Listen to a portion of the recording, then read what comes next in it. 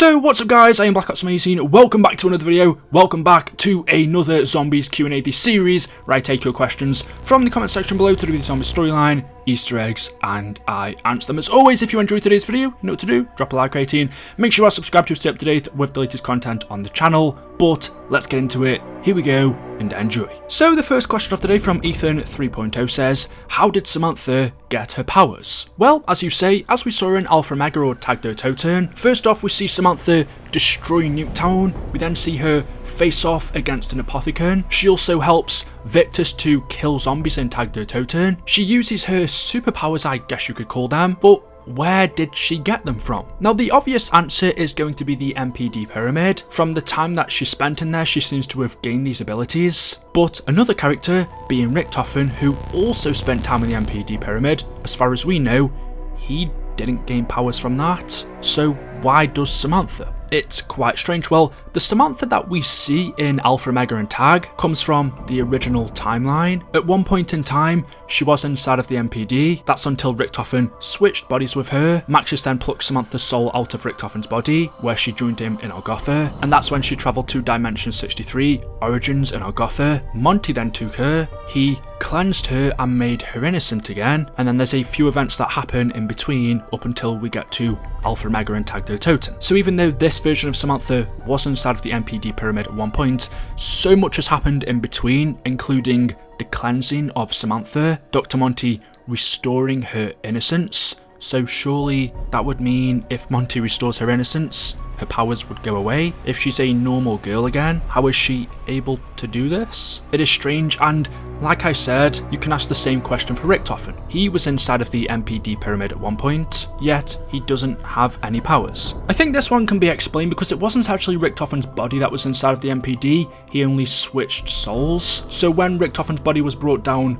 from Moon to Classified, Area 51, and then when we see him in Alpha Mega and Tag Do Toten, that body that he's in was never actually inside of the MPD, and he doesn't have the same soul that he had on Moon, so we can throw that one away. But the question about Samantha is still there. She must have gained her powers from the MPD pyramid. I don't see where else she would have got them from, but she was supposed to be cleansed in Origins. Wouldn't that have taken her powers away when her innocence was restored? Clearly not. And that also makes me wonder, now that the multiverse is being destroyed, Ultimus and Primus are dead, the other characters are trapped in the Dark Ether, the only two left are Samantha and Eddie, who we saw walking into a new world. So now that it's just them two, they're going off to do their own thing.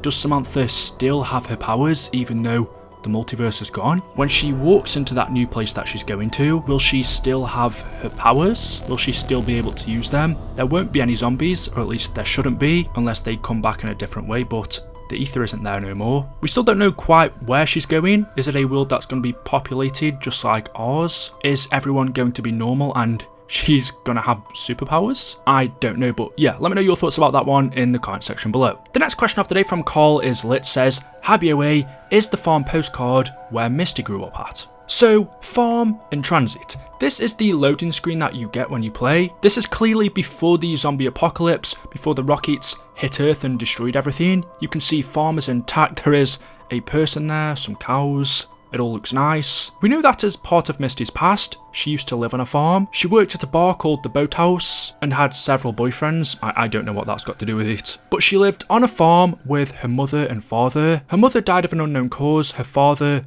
was killed by the undead. She's clearly American, but whereabouts in America she grew up, we don't know. I would have thought if she did used to live at farm, she would have recognised it when she went there. She doesn't say anything. Perhaps that's to do with the element 115. We know one of its side effects is memory loss, but still not remembering your home, I don't think the side effect is that bad. But personally, I don't think this was Misty's home. We know that transit takes place in Hanford, Washington. I don't know where Misty's accent is from. I'm not American, so maybe you guys who are can tell me in the comment section below where she sounds like she's from. But yeah, I don't think she used to live here. The next question from Logan, what is that? You delete that now. I'll let you off this time, but not again. You say, hi BOA, for the Mob of the Dead Easter egg, why doesn't Brutus kill the Weasel? Please answer. So the Mob of the Dead Easter egg has two different endings. One where the cycle continues and one where the cycle breaks. I'm sure most of you would have done this by now, it's one of the more simpler Easter eggs, but in order to break the cycle, the Weasel must kill all of the mobsters. He has to get his revenge for them killing him on the rooftop, whereas if you want to continue the cycle,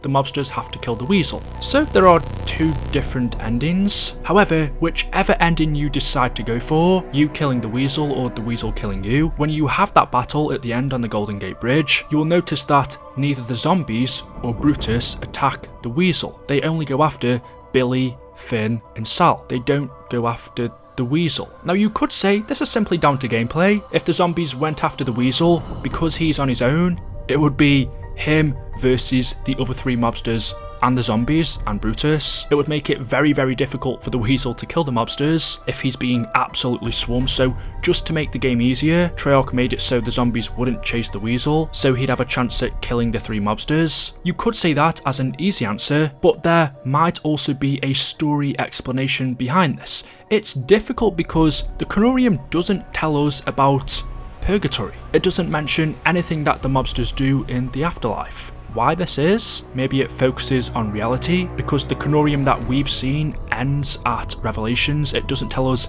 anything that we witnessed in BO4, including Blood of the Dead. Maybe if we got to see an extension of the Canorium, it also wouldn't tell us what happened in that map. So it doesn't tell us anything that happens in the afterlife or Purgatory, therefore it's pretty difficult to answer this. Why don't Brutus and the zombies attack the Weasel in the end fight? Why do they only go after Finn, Billy and Sal? We know if the mobsters end up killing the Weasel, that continues the cycle, so are Brutus and the zombies protecting the Weasel in some way so the cycle doesn't continue? If that's the case, why? Who would want to protect him? We don't know who controls the zombies in mob, if anyone. If the zombies are acting alone, then why wouldn't they go after the Weasel? We do know that Brutus is taking orders from the Shadow Man, so he could have something to do with this. For one reason or another, the Shadow Man might not want the cycle to break, so tells Brutus to protect him. The cycle in Mob of the Dead is a little bit weird because it's a mini cycle of its own. The whole zombie storyline is one big cycle, so if the Shadow Man's giving Brutus orders, telling him to not go after the Weasel so the cycle doesn't break, that's a valid point. If the cycle does end up breaking, then that could be the end of the Shadow Man, which is exactly what we saw when it broke in Tag der Toten. But as for the zombies, since we don't know who's controlling them, it could be no one, it's a hard one. I would guess it has something to do with keeping the cycle going, but then you could also say, well, why didn't they protect him before that, when they were in the prison? The next question from Joshua Buckler says, hey BOA, which Wunderwaffe do you prefer, the Black Ops 4 one or the Black Ops 3? So it's between the Wunderwaffe DG2, which we saw in BO3, or the Wunderwaffe DG Skafschütze, is that how you pronounce it,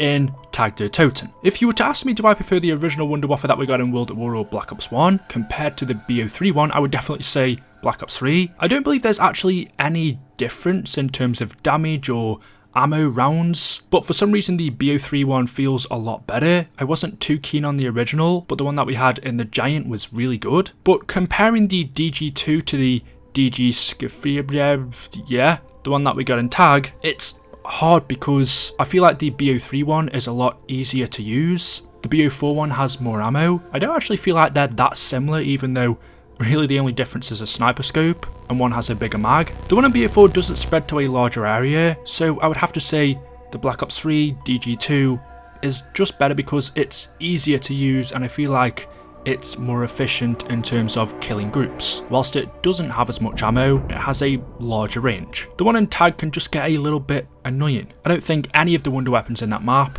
the other one is the Tundra gun, are really that good. It's not bad, but the normal Wunderwaffe, for me at least, is definitely better. I've never really considered it to be one of the best, although I feel like a lot of people do, just because it's one of the OGs, it's one of the originals, one of the first wonder weapons that we ever had along with the ray gun. It's okay, but over time, since it was first introduced, it's aged a lot. Maybe not in the best way. We've had a lot of good wonder weapons since. Personally, my favourite is the Thunder Gun, the Soliquifier, especially pre-patch. That thing was amazing, but it's still really good now and very fun to use. The staffs from Origins and the bows from Der Draco are fun. For me, the wonder weapons don't always have to be the most powerful to be the best. Sometimes they just have to be enjoyable to use. Some are boring, e.g. the Tundra Gun, some aren't as good as the originals, so there we go. Let me know in the comment section below what your favourite wonder weapon ever is. I bet a lot of you will say the thunder gun. So guys, there we go. That is it. That is all I have for you for today's video. As always, hopefully you have enjoyed. If you have, you know what to do. Drop a like if you want to, of course. If not, it's totally fine. Thank you guys for watching. Make sure you are subscribed to stay up to date with the latest videos on the channel. Leave any questions you have in the comment section below, and I'll see you in the next video. Until then, goodbye.